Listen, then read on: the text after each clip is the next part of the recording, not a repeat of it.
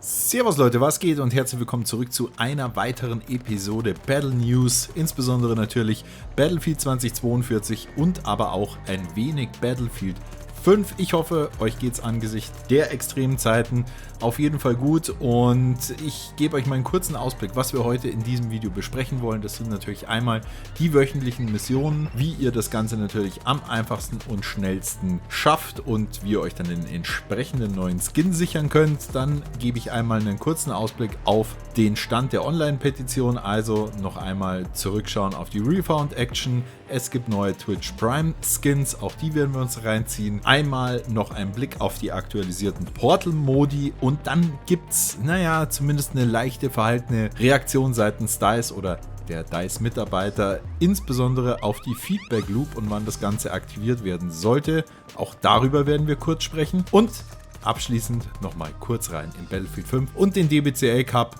Also, worum geht's da und existiert Comp überhaupt noch? Auch dazu werde ich euch die ein oder andere Info an die Hand geben. In diesem Sinne würde ich sagen, ich freue mich, wenn ihr mit am Start bleibt und wir beginnen mit den wöchentlichen Missionen. Also, diese Woche ist zu tun, wir müssen einen Gegner im Nahkampf eliminieren, 50 Gegner orten oder Sichtungsassists machen und 30 Gegner mit MP oder LMG eliminieren. Also, das geht natürlich super schnell. Meine Empfehlung ist in jedem Fall, sucht euch einen Durchbruchsserver, vorausgesetzt ihr findet natürlich einen und dann nehmt die Sofla mit oder alternativ könnt ihr natürlich auch die Drohne von Casper an den Start bringen, macht die 50 Sichtungshilfen und danach oder auch gerne mit begleitend müsst ihr natürlich ein paar MP bzw. LMG Kills machen. Ich habe mich dazu entschieden, mal wieder seit langem die Pepega PP29 rauszuholen und da ein bisschen durchzuscheppern. Funktioniert erstaunlicherweise noch sehr gut, auch ohne diese, ihr könnt euch vielleicht erinnern, am Anfang hat man die eher so auf Long Range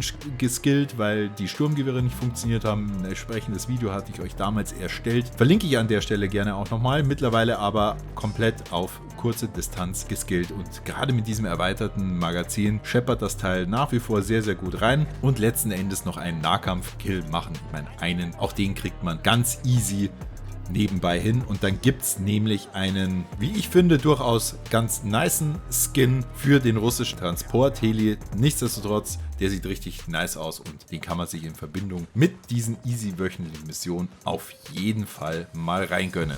So, und als nächstes werfen wir noch mal einen kurzen Blick auf die Battlefield 2042 Online-Petition, in dem es nämlich darum geht, ja, das Geld von DICE wieder zurückzufordern, weil das Spiel nicht so geworden ist, wie es angepriesen wurde. Und ich würde sagen, da ist ein bisschen Stagnation eingekehrt. Petition steht gerade bei 293.000 Stimmen. Das ist selbstverständlich nicht wenig, aber wenn wir uns an den Speed erinnern, wie das mal auf 100, 150 und dann 200 ging, so die letzten 2 Wochen, da ist natürlich jetzt ein bisschen Tempo rausgenommen, aber nichtsdestotrotz werden immer mal wieder weitere Unterschriften dazugefügt. Das ist natürlich jetzt hier an der Stelle ausgegraut, aber letzten Endes zählt ja die Gesamtsumme, wo auch das noch hinführt.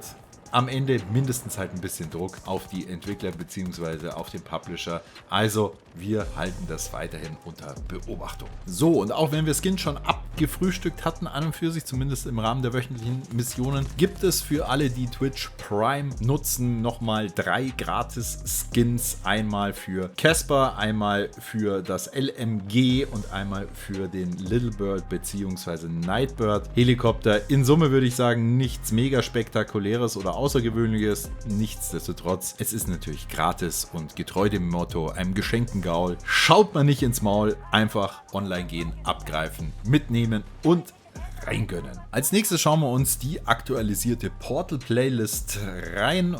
Bleiben wir mal bei dem, oder beginnen werden wir mal mit dem altbekannten, und zwar Free for All hat es wieder zurück ins Spiel geschafft. Nach wie vor Battlefield 2042 Rush am Start, Conquest of Ages und Rush of Ages. Und trotzdem hat es mal wieder ein neuer Modus in die Compilation geschafft, und zwar nennt sich das Ganze Scout, ist ein Scharfschützen- oder Sniper-Only-Modus, und auch ich habe da eine Runde gespielt und muss sagen, das ist eigentlich sehr funny oder wäre sehr funny, natürlich nur, wenn man auch ausreichend echte Gegner am Start hat. Bei mir waren jetzt leider zu viele oder sehr viele Bots mit dabei, aber trotzdem irgendwie so im BF3-Style habe ich das gespielt und das hat auf jeden Fall durchaus Spaß gemacht. gemacht, hätte für mich auch wirklich Potenzial, aber dafür müssen erstmal die Spieler wieder zurückkommen zu Battlefield 2042 und die kommen natürlich auch erst zurück, wenn endlich Content kommt, beziehungsweise es endlich mal in Richtung Communication auch weitergeht. Und das ist auch gleich das Stichwort hinsichtlich Kommunikation. Und zwar wurde einmal mehr auf Twitter nachgefragt zum ganzen Thema der Feedback Loop und wann geht es denn jetzt hier mal weiter.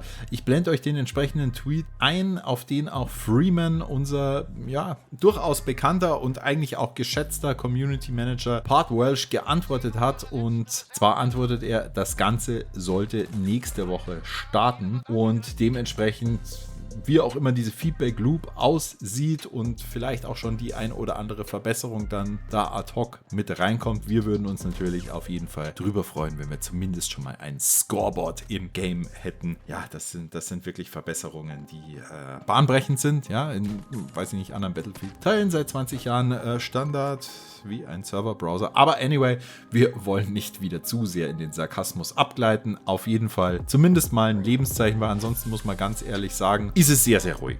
Ja, ich versuche ja oder habe immer mal wieder recherchiert, ob es irgendwas Neues auch auf den offiziellen Kanälen gibt, aber da gibt es kein Mühe und kein Mehr. Also wir können nur davon ausgehen bzw. hoffen, dass sie die Köpfe zusammenstecken und jetzt wirklich alles, was möglich ist, in die Waagschale werfen, um zur Season 1 wirklich zumindest versuchen, den Kahn aus dem Dreck zu ziehen. Wir alle wissen, das wird sehr, sehr schwierig, weil kehrt überhaupt noch jemand zurück, um das Spiel zu spielen. Das wird sehr, sehr spannend werden. Ich würde es auf jeden Fall als absolut fahrlässig sehen, wenn man das Spiel fallen lässt, weil dann, glaube ich, ist auch der letzte Trust endgültig aufgebraucht für dieses Franchise. Also schlau sind wir natürlich nach der Season 1. Davor können wir nur mutmaßen und mutmaßen. Darauf habe ich persönlich keine richtige Lust mehr. Weiß ja nicht, wie es euch dabei geht. Packt mir das an der Stelle ganz gerne mal in die Kommentare. Und bevor wir das Video heute beenden, möchte ich ganz gerne nochmal auf Battlefield 5 bzw. auf den DBCL Comp Cup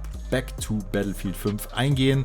Wir haben 2 Divisions am Start. Die Teams sind schon gefestigt, beziehungsweise haben auch schon die ersten Matches hinter sich. Das meiste war wirklich sehr, sehr knapp, sehr, sehr spannend. Ich persönlich caste das Ganze. Ja, größtenteils würde ich schon fast sagen, also 4 Spiele davon habe ich schon betreuen können oder betreuen dürfen, sowohl aus Division 1 beziehungsweise auch aus Division 2 ist auf jeden Fall, wie ich finde, sehr, sehr interessant. Vielleicht wäre es ja auch etwas für euch, also schaut doch gerne auf Twitch mal rein. Einer der ersten Links in der Beschreibung. Und was mich natürlich auch mal interessieren würde, ob euch dementsprechend Content interessieren würde, ob ihr das spannend finden würdet, ob ich da vielleicht mal so ein komplettes Match mal hochladen soll oder vielleicht auch nur die Highlights hochladen soll oder ob ihr sagt, okay, das interessiert mich jetzt gar nicht, sondern ich bin ausschließlich für Mehrwert-Content aller Waffenguides, News, etc. Hier könnt ihr mir an der Stelle auch mal gerne in die Kommentare packen. Vielleicht interessiert es ja den einen oder anderen. Lasst es mich gerne wissen und dann würde ich dementsprechend auch mal was an den Start bringen. So, und damit wären wir auch für heute am Ende des Videos angelangt. Ich hoffe natürlich, euch hat es gefallen. Lasst gerne eine Bewertung in Form eines Daumen nach oben, Daumen nach unten und eines Kommentars da, ganz nach Themen oder je nachdem, wie es euch eben gefallen hat. Mich würde es freuen, mich würde es auch unterstützen. Ihr wisst ja, mit Battlefield-Content als Content Creator ist es nicht ganz so einfach derzeit. Also jeder Buchstabe zählt, Leute. Und ich würde sagen, macht euch jetzt ein schönes Wochenende. Wie immer, haltet die Ohren steif und bis dann, euer A-Team.